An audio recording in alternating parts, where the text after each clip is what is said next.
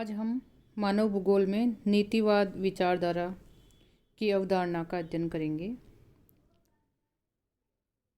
नीतिवाद, संभववाद और नवनीतिवाद ये मानव भूगोल की तीन विचारधाराएं हैं। तो इसमें हम सबसे पहले अध्ययन करेंगे नीतिवाद का। मानव भूगोल जो मनुष्य और पर्यावरण की अंतर्क्रियाओं और उनसे उत्पन्न क्षेत्रीय भिन्नताओं का अध्ययन है, उसमें मानव और प्रकृति के संबंध को लेकर के ये तीन विचारधाराएं प्रमुख रूप से पाई जाती है।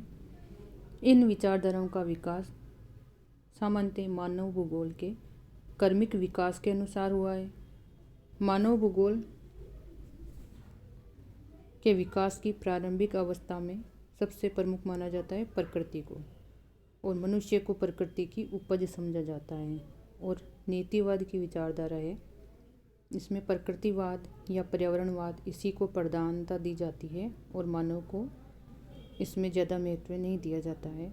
इसके प्रवर्तक है वो मुख्यतः जर्मन भूगोलवेत्ता है।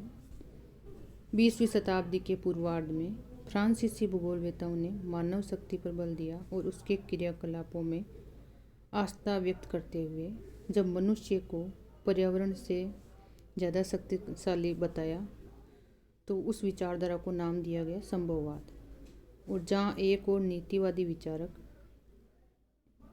मनुष्य को प्रकृति का दास मानते हैं, वहीं दूसरी ओर संभववादी विचारक है वो मनुष्य को प्रकृति का विजेता सिद्ध करने का प्रयास करते हैं।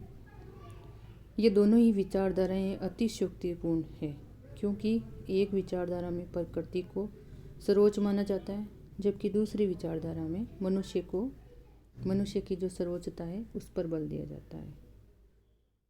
तो इन दोनों विचारधाराओं को अतिशयोक्तिपूर्ण मानते हुए कुछ ब्रिटिश और अमेरिकी भूगोलवेत्ताओं ने दोनों के समन्वय पर बल दिया, और वे प्रकृति को मनुष्य का नियंत्रक नहीं मानते हैं, किंतु उनका मत है कि मानव और प्रकृति के जो संबंध है उसमें प्रकृति की उपेक्षा नहीं कर सकते हैं।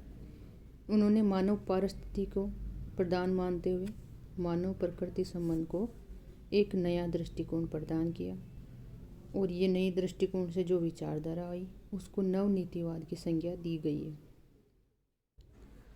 इसी प्रकार संभववाद की भी जो संशोधित विचारधारा आई उसको परसंभाव्यवाद नाम से जाना जाता है, लेकिन यहाँ पर हम नीतिवाद, पर्यावरणवाद कह दो इसको, दूसरा संभववाद और नवनीतिवाद या जिसको नवनिश्चयवाद भी कहते हैं, इन्हीं विचारधाराओं का अध्ययन करेंगे। नीतिवाद या पर्यावरणवाद।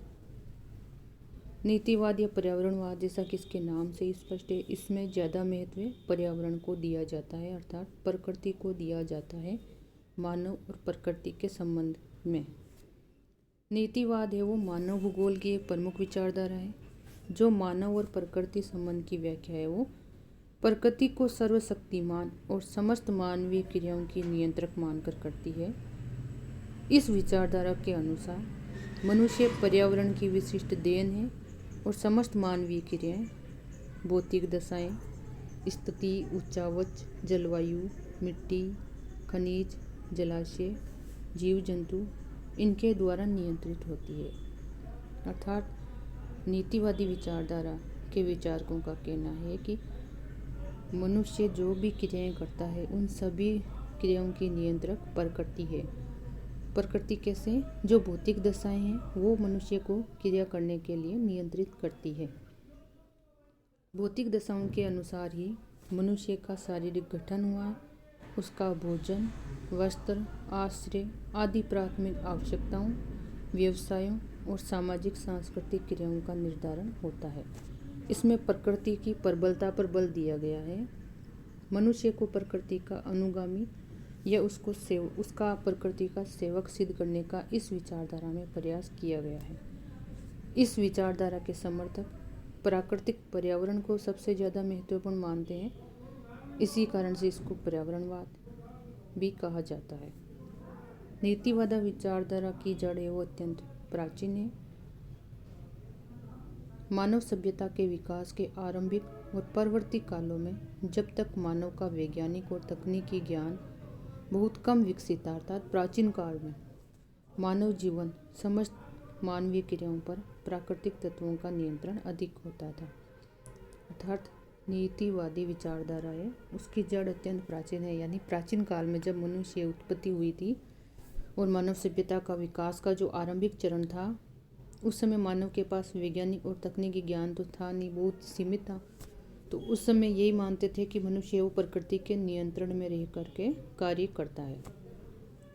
उस समय मनुष्य मुख्यतः प्रकृति की कृपा पर यह आश्रित था, ये विद्वानों का मानना है। कृषि, पशुपालन, आखेट आदि आर्थिक क्रियाएं ये प्रकृति के द्वारा पूर्णतया नियंत्रित होती थी। मनुष्य अपने भोजन, वस्त्र, आश्रय के लिए भी प्रकृति पर ही निर्भर होता था। तो इस प्रकार वो प्रकृति के नियंत्रण में रहकर सारे कार्य करता था। इसीलिए इसको हम बोलते हैं पर्यावरणवाद या नीतिवाद विचारधारा। और मनुष्य है वो विभिन्न प्रकार के जो प्राकृतिक प्रकोप समय समय पर घटित होते रहते थे, जैसे ज्वालामुखी उद्गार, भूकंप, अनावृष्टि, अतिवृष्टि, तूफान, इनसे मनुष्य हमेशा भयभीत रहता था। इस कारण से वो प्रकृति की अवहेलना करने या उसके साथ छेड़छाड़ करके सुचारू रूप से जीवन निर्वाह नहीं कर सकता था। इसलिए प्राचीन भारतीय और यूनानी विचारकों ने मानव जीवन और मानवीय क्रियाओं पर प्रकृति के प्रभाव को दर्शाया है। समस्त प्राकृतिक शक्तियों की प्रबलता के कारण ही प्राचीन भारतीय दार्शनिक और विचारकों ने विभिन्न प्राकृतिक शक्तियों को देवी देवताओं का स्वरूप प्रदान किया और उनकी पूजा अर्चना की है। जैसे कि हिंदू धर्म में सूर्य, अग्नि, वायु, जल, पत्थर, वृक्ष आदि प्राकृतिक शक्तियों का पूजा का प्रावधान है, जिससे प्राकृतिक शक्तियों की प्रबलता कितनी है इसकी पुष्टि होती है। हिप्पोक्रेटस यूनानी विचारक था। इन्होंने आराम पसंद एशियाई और मेहनती यूरोपीय निवासियों की प्रकृति में पाई जाने वाली भिन्नता को उनके पर्यावरण की उपज बताई। इसी प्रकार हेरोडोटस ने भी बताया कि मिस्र की सभ्यता का विकास है वहाँ की उपयुक्त भौगोलिक परिस्थितियों के कारण ही संभव हुआ है। यूनानी सभ्यता की उन्नति के संबंध में इसी प्रकार के विचार थ्यूसिडाइड्स ने भी व्यक्त किए हैं। प्रसिद्ध यूनानी विद्वान है अरस्तु। अरस्तु ने मानव जीवन पर प्राकृतिक दशाओं के प्रभाव का उल्लेख करते हुए ये एक लाइन लिखी थी, अर्थात उल्लेख किया था। उन्होंने कहा था, यूरोप के अपेक्षाकृत ठंडे देशों के निवासी बहादुर होते हैं, किंतु बुद्धि और तकनीकी कुशलता में क्षीण होते हैं। यह अरस्तु का मानना था। इसके परिणाम स्वरूप दूसरों की तुलना में वे अधिक समय तक स्वतंत्र रहते हैं, किंतु वे राजनीतिक संगठन करना चाहते हैं और पड़ोसियों पर शासन करते हैं। इसके विपरीत अगर एशिया के लोगों की बात करें तो बुद्धिमान और कुशल होते हैं, लेकिन उनमें आत्मशक्ति का अभाव होते हैं। इस कारण उनकी स्थायी दशा पराधीनता और दासता की होती है। मोंटेस्क्यू ने भी इसी प्रकार के विचार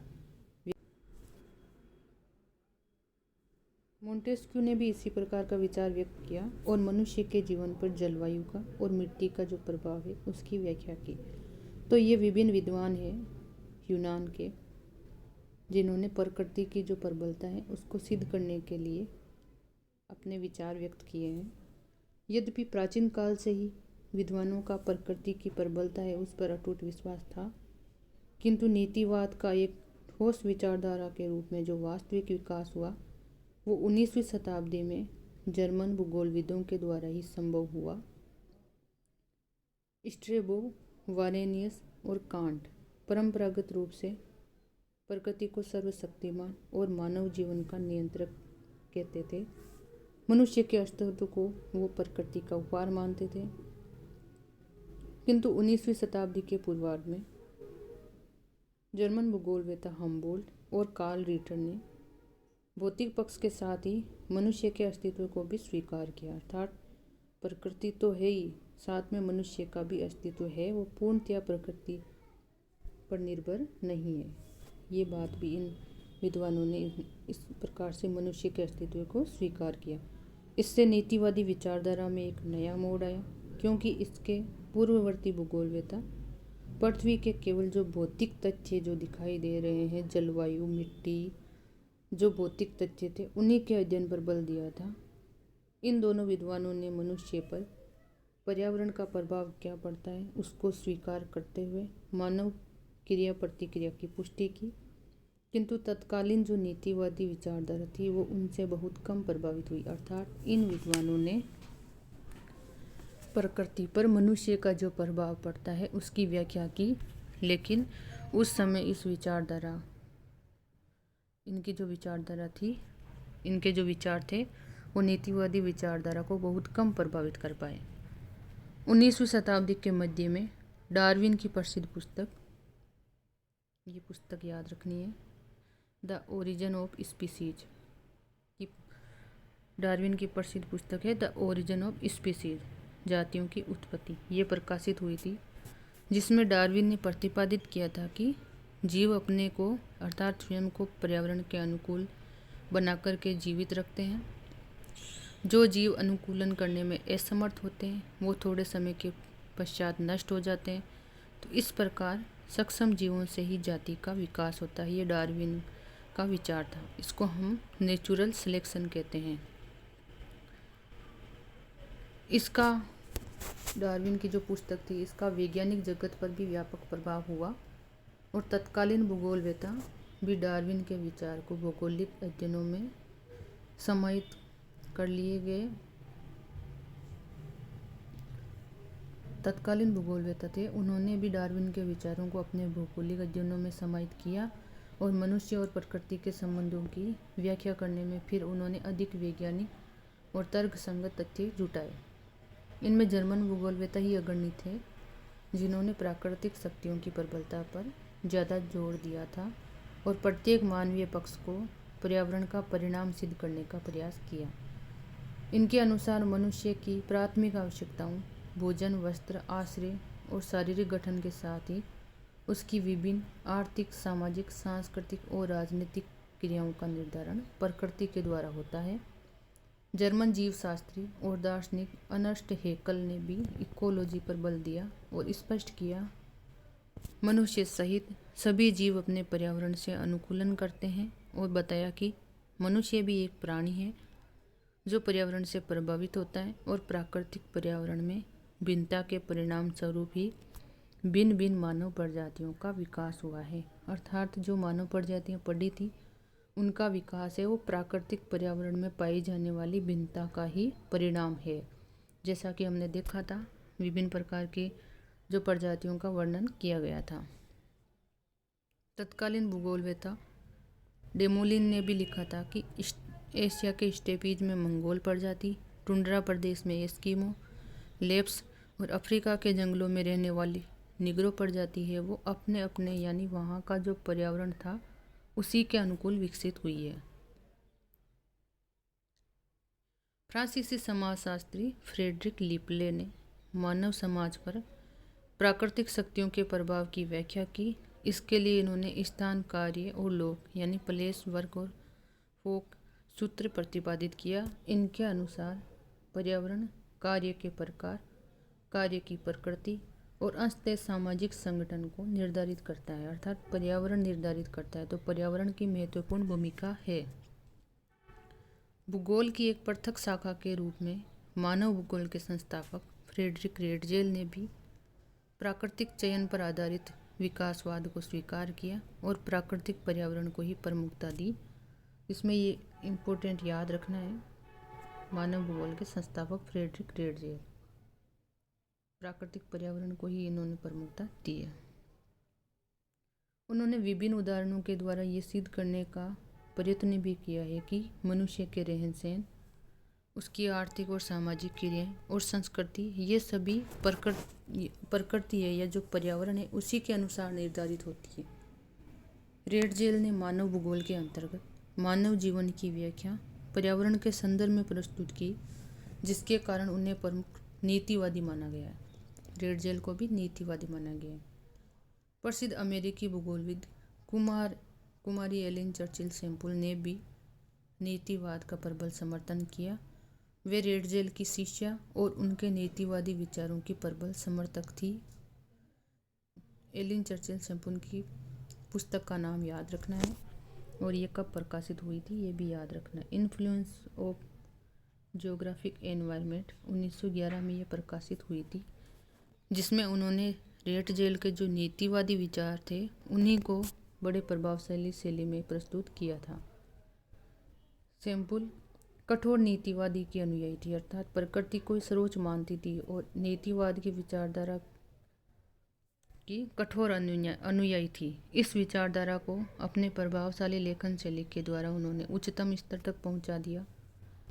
उनकी संपूर्ण पुस्तक नीतिवादी विचारों से ओतप्रोत है, जिनमें रोचक उदाहरणों के द्वारा मनुष्य पर प्रकृति के प्रभावों को समझाने का प्रयास किया गया है।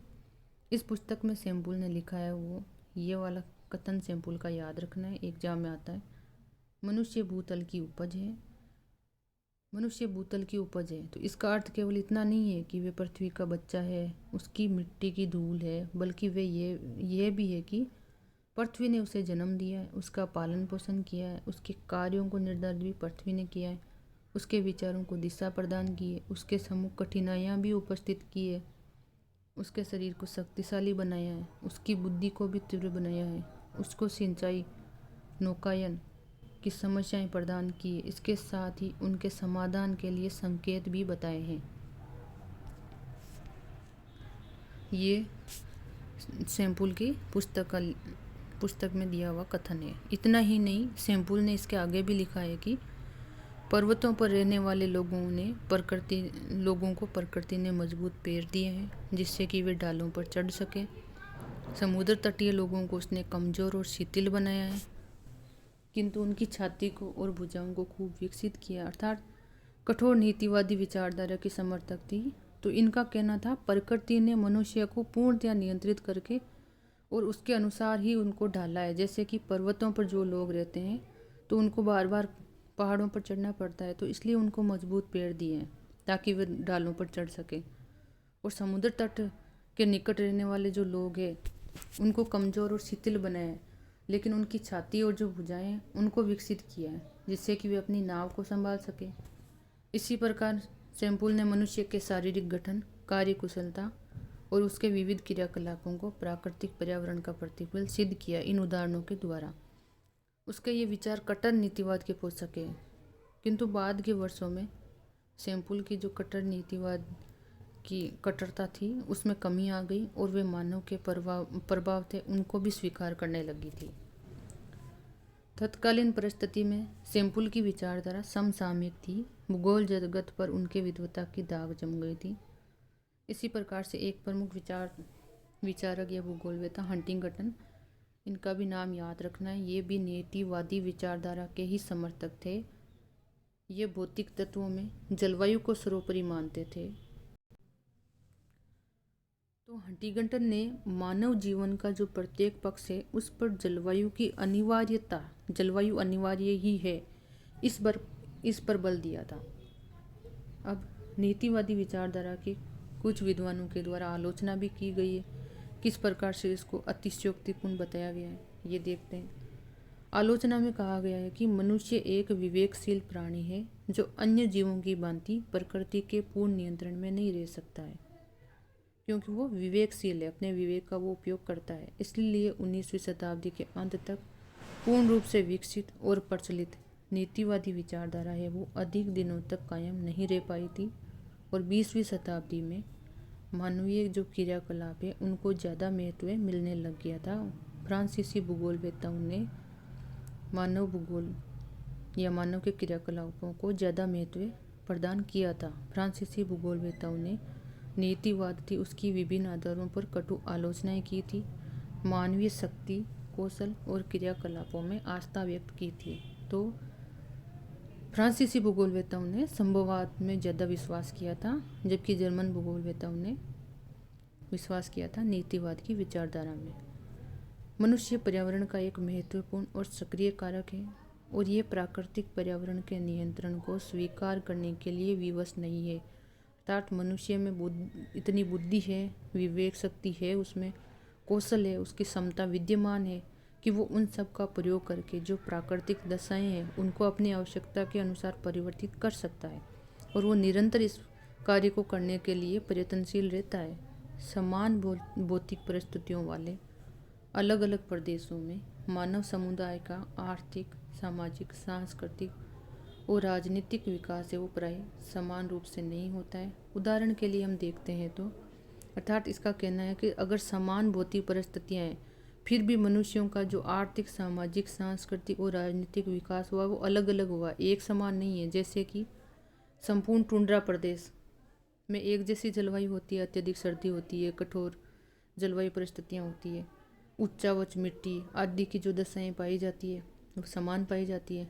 तो जैसे इन उदाहरण दिया है दो जगहों के, ग्रीनलैंड जहाँ की टुंड्रा जलवायु है, ग्रीनलैंड की जो आदिवासी एस्किमो जाति है यूरेशिया की, जहाँ पर भी सेम भौगोलिक जो परिस्थिति है, वहाँ की पाई जाने वाली सामोयद याकूत जातियों से अधिक विकसित है। तो इसका कारण यही बताया कि मनुष्य में जो बुद्धि, कौशल और क्षमता है उसका वहाँ पर ज़्यादा प्रयोग किया गया है टुंड्रा प्रदेश अर्थात ग्रीनलैंड के निवासियों के द्वारा।